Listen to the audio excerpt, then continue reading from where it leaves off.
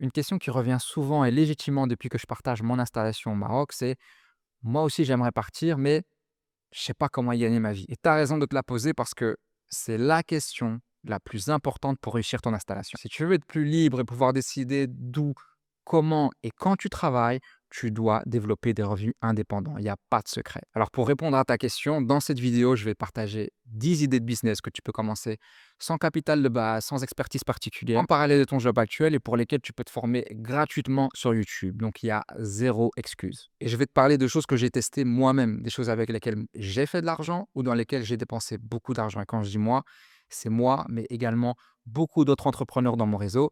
Donc je sais qu'il y a une vraie demande. C'est pas des idées bateaux que j'ai trouvées sur ChatGPT. Et je vous ai fait un mix avec des business très différents pour qu'il y en ait pour tout le monde, dépendant de vos affinités, de vos profils. Donc, reste bien jusqu'à la fin. Et sans plus tarder, le premier business, c'est celui de Virtual Assistant. Donc ça, c'est un business qui est idéal si tu as un passé d'employé de bureau ou si tu as des expériences administratives ou dans le marketing, par exemple. Et j'ai voulu commencer par cette idée de business parce que beaucoup d'entre vous, vous pensez à tort, ne pas avoir de compétences intéressantes pour pouvoir en faire un business. Mais c'est complètement faux. Tu pas besoin de compétences extraordinaires pour faire un business. Tu as juste besoin de savoir quelque chose qui peut régler un problème pour quelqu'un.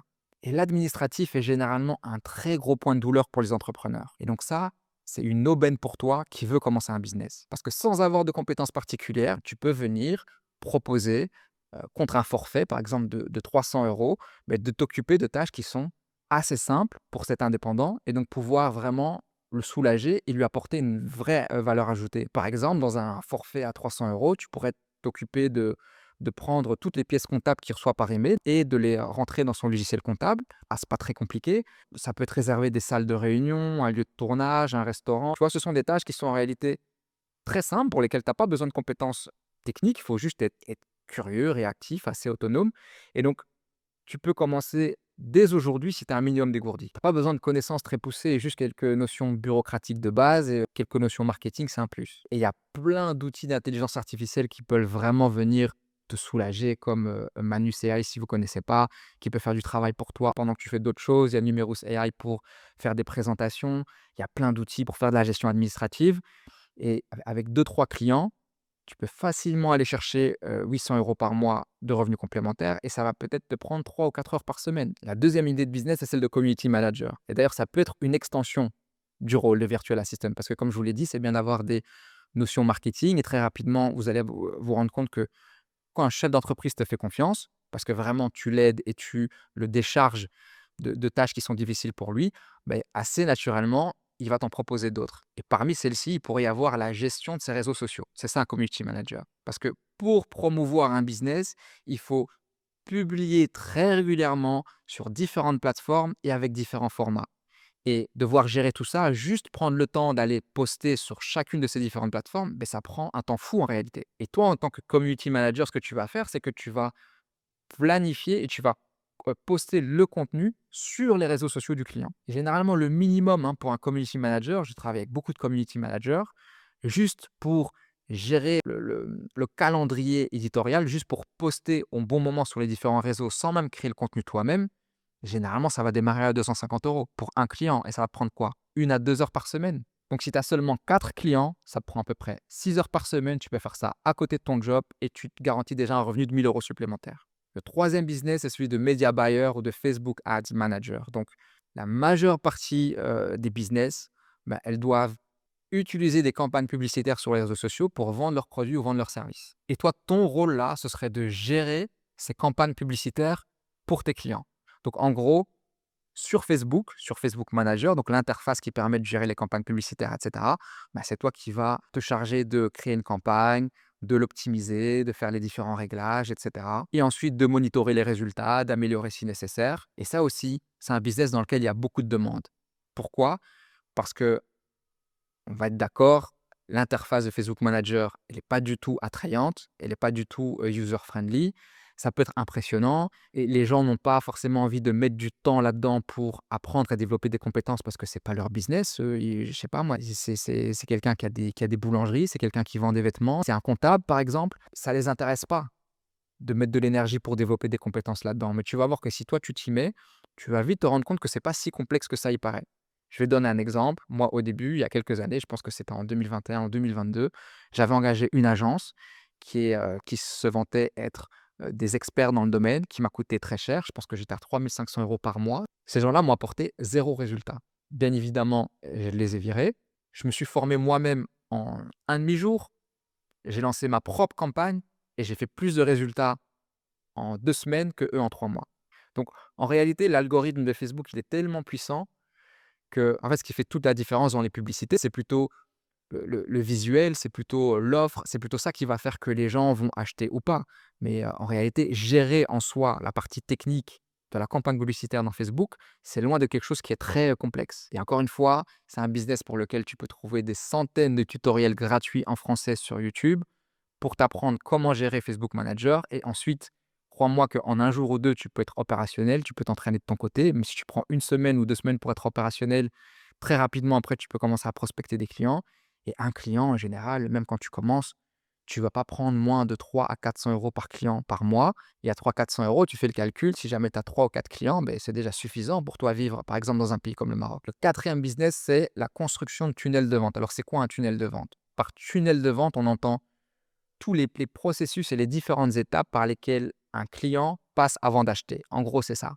Donc, voilà, un processus typique pour un tunnel de vente, c'est par exemple une page de vente sur laquelle tu peux directement acheter ou sur laquelle tu as un calendrier pour réserver un appel avec la personne, etc. Ça peut paraître complexe, mais aujourd'hui, la plupart des outils qui existent, que ce soit System.io qui, par exemple, en plus de ça, est gratuit, que ce soit que ClickFunnels, que ce soit GHL, etc., ça requiert absolument pas de code. C'est juste des templates qui existent qu'il faut configurer. Bah, il faut ajouter le texte, ajouter des images, il faut ajouter un formulaire ici, ajouter une place pour mettre la vidéo.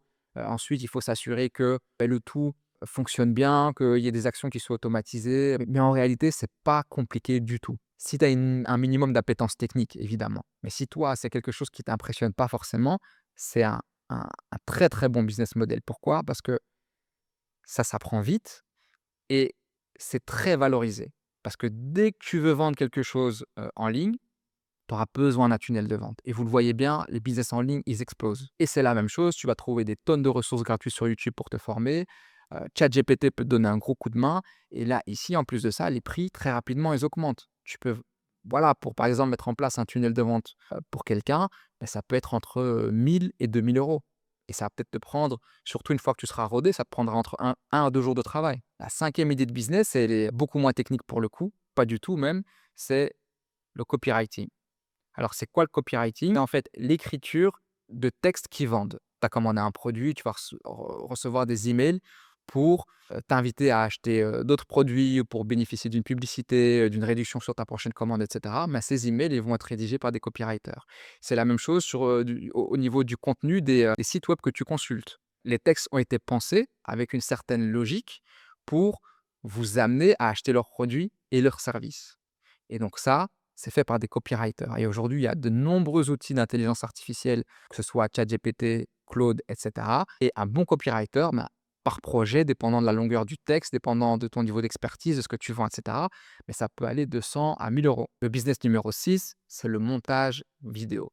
Donc aujourd'hui, la vidéo, c'est le levier numéro un pour avoir de la visibilité. Vous le voyez, tout le monde s'y met et c'est en plus de ça une des compétences pour laquelle tu peux trouver, je pense, le plus de tutoriels gratuits sur YouTube et par-dessus tout, c'est super facile de t'entraîner tout seul. Tu peux te filmer toi en train de parler et très rapidement, tu vas développer des compétences. Donc c'est facile pour toi de t'entraîner. Tu as même pas besoin d'avoir de clients pour monter en compétences. Tu peux le faire très rapidement et si j'étais toi, j'irais me nicher sur du contenu qui est plutôt du contenu court ou sur du contenu très long comme des podcasts. Parce que du contenu court, bah, tu peux en produire beaucoup et généralement ça se vend bien et c'est un format qui est très demandé et qui en réalité ne demande pas énormément de travail. Et les podcasts, c'est la même chose. Parce que c'est long, on a l'impression que ça demande beaucoup de boulot.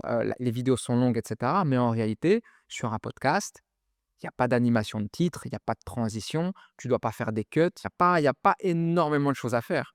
Et tu as des outils d'intelligence artificielle comme Autopod, et cetera, qui te permettent de faire le découpage, qui te permettent de faire les changements de caméra automatiquement. Donc, c'est pour cette raison-là que moi, je me concentrerai sur le contenu court et les podcasts parce qu'il y a une grosse demande, tu peux en produire beaucoup et le travail qui est demandé est quand même moindre que, par exemple, si tu dois, monter une publicité d'1 minute 30 pour les réseaux sociaux ou, une vidéo YouTube. Et pour le contenu court d'ailleurs, tu as plein d'outils du style Submagic, Captions et cetera.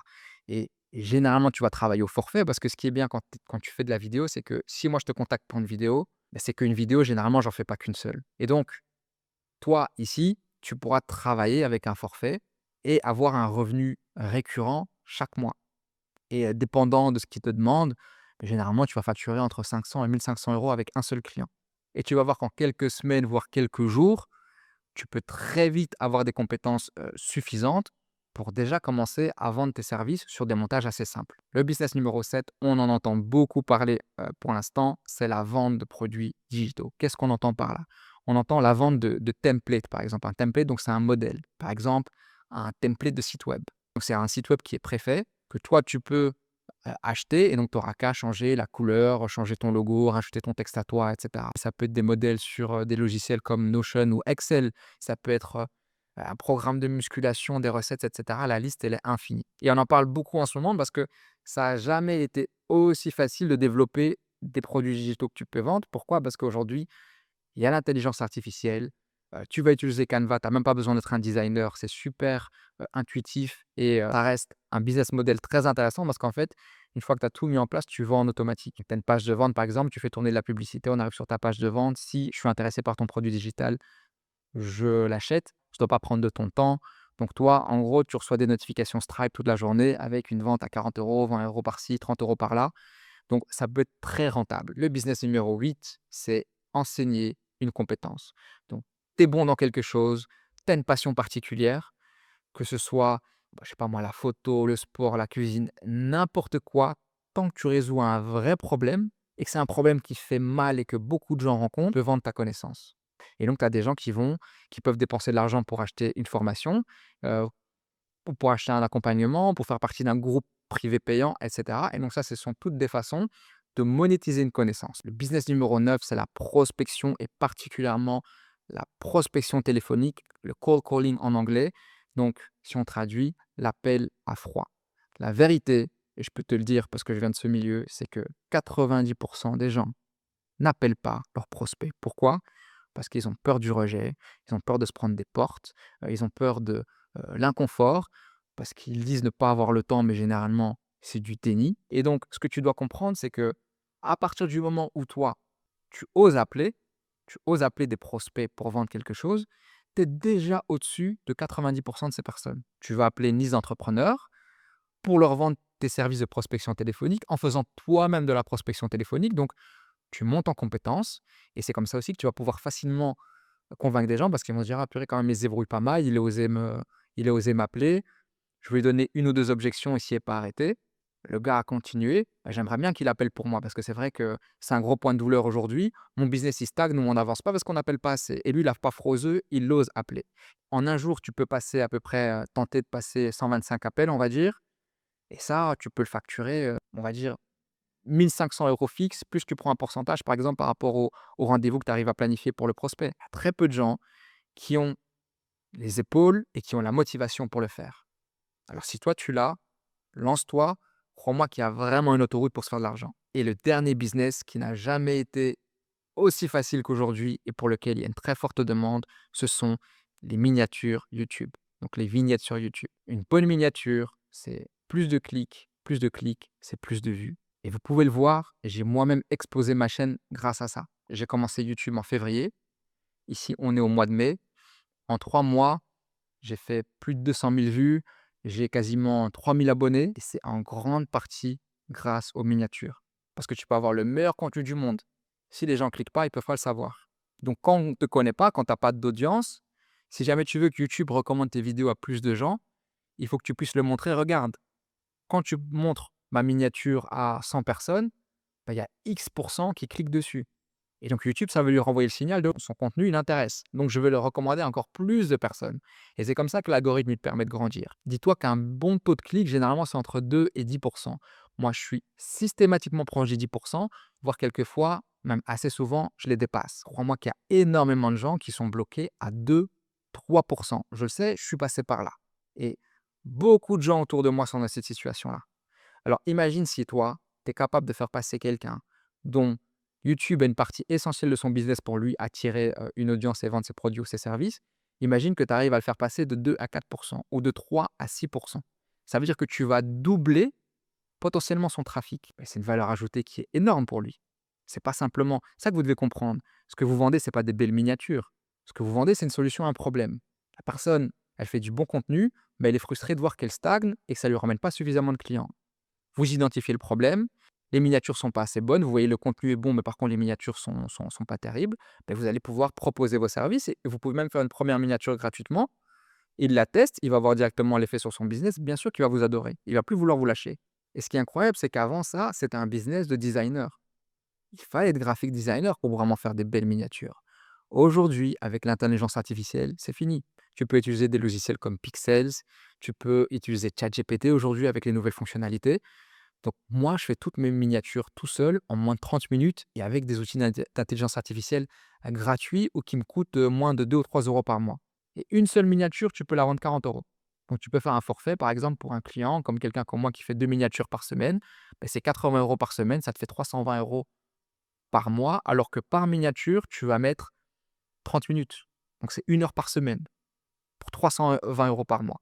Donc c'est la même chose, tu entre 4 et 5 clients, tu peux déjà entrevoir la possibilité d'en vivre dans des pays comme le Maroc ou des pays en Asie, et cetera. Et c'est d'ailleurs ça le message principal que j'aimerais que vous reteniez de cette vidéo.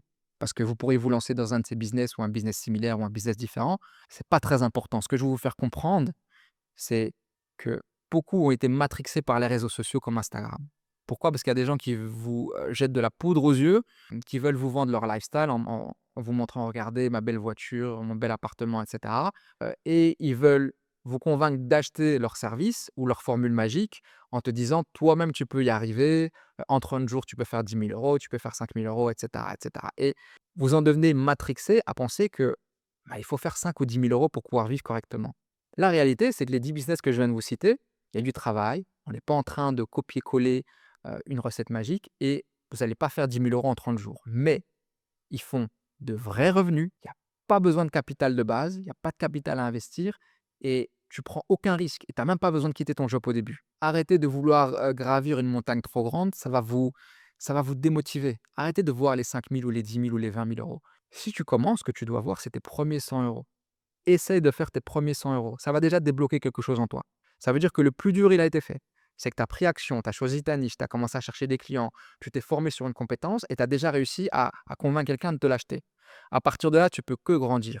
Donc, focalise-toi sur tes premiers 100 euros. Une fois que tu fais tes premiers 100 euros de manière stable, bah, essaie de faire tes premiers 1000 euros. Et puis là, tu pourras viser les 2 à 3 000 euros de chiffre d'affaires. Et avec ce type de business model, en 3 à 6 mois, c'est largement faisable. Et ce que tu dois comprendre, c'est qu'à partir du moment où et c'est pour ça que je vous dis que vous avez été un peu trop matrixé par les réseaux sociaux, à partir du moment où tu fais entre 2 et 3 000 euros de chiffre d'affaires, la réalité, c'est que si tu t'organises un minimum bien d'un point de vue fiscalité et autres, bah, tu peux vivre dans 80 des pays, dans le monde de façon très correcte. Que ce soit la Malaisie, que ce soit Bali, que ce soit le Maroc, que ce soit l'île Maurice, que ce soit les Seychelles, que ce soit le Sénégal. C'est suffisant pour toi aller t'installer dans un pays et y vivre. Tu n'as pas besoin de 10 000 euros par mois. On t'a déréglé le cerveau. Et là, je ne suis pas en train de dire que ce n'est pas possible. Évidemment que c'est possible. C'est d'ailleurs tout à fait possible avec ce type de business. Et il y a des gens qui font des dizaines de milliers d'euros, voire pour certains des centaines de milliers d'euros avec ces business models. C'est juste pour te faire comprendre que, comme je te l'ai dit, si jamais tu vois la montagne trop grande, tu vas te démotiver et tu vas te mettre une pression qui est beaucoup trop importante ou tu vas suivre les mauvaises personnes et tu vas te retrouver à jamais faire de résultats. Parce qu'une fois ce que tu cherches à faire, c'est 1 000 euros, c'est 2 000 euros, c'est 3 000 euros, tu vas vite comprendre qu'en fait, avec ce type de business, tu as besoin quoi? 3, 4, 5, 6 clients? Et là, ça te paraît plus forcément énorme. Comme je dis, le plus compliqué, c'est de se lancer. Une fois que tu es lancé, au fur et à mesure, tu vas développer forcément tes compétences, c'est-à-dire au fur et à mesure que tu fais du montage vidéo, bah, tu vas devenir meilleur, tu vas développer des compétences. Donc ça veut dire que tu vas pouvoir augmenter tes prix, que tu vas aussi développer une base fidèle de clients, donc tu vas avoir moins besoin de prospecter. Et donc, une fois que ça se produit, ben, tu peux augmenter tes prix comme je l'ai dit. Tu peux proposer plus de services à ces clients-là parce que tu as plus de compétences et aussi tu as besoin de moins de prospecter, donc tu as plus de temps. Et une fois que tu as ton business qui tourne comme ça, ben là, tu peux commencer à déléguer.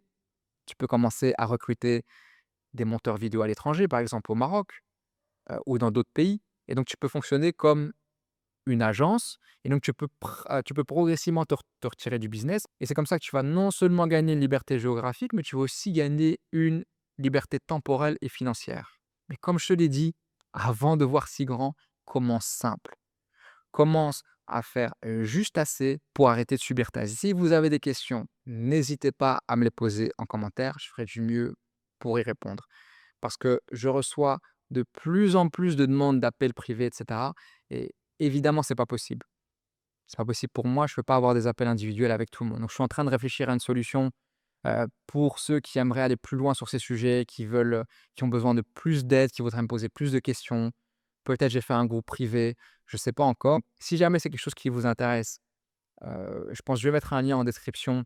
Allez vous inscrire. Comme ça, je pourrai vous envoyer un email dès que je sais comment je vais m'organiser, je sais ce que je vais faire. Comme ça, je pourrais vous dire, si je fais un groupe, par exemple, je pourrais vous dire où vous inscrire, où venir me rejoindre et comment vous pouvez interagir.